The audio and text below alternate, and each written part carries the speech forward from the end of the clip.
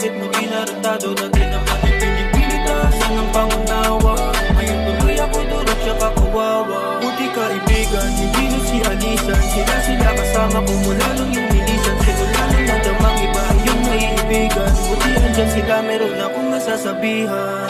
Ngayong babalik ka kung kailan ay okay na. Galaw mong ganyan, nakakatanga, nakakatanga. Pwede ba lumayo ka na? Ayoko nang maniwala sa wala sinasabi na mahal kita, mahal kita. Pwede ba lumayo ka na? Ayoko nang maniwala sa wala sinasabi na mahal kita, mahal kita.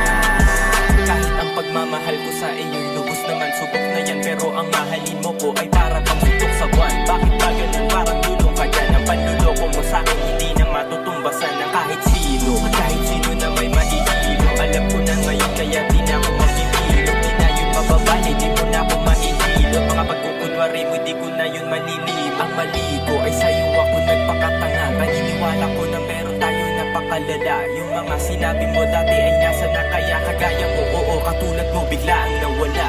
Pwede ba lumayo ka na? Mga lambing mo sa'kin ay namimiss. Kaso sa kalat mong iniwan ay naglinis na ako. Alam mo ba na talagang nagsisi na ako? Pinagsisihan ko ay yung pagiging tayo. Pinagsisihan ko ay yung pagiging tayo. Pinagsisihan ko ay yung pagiging tayo.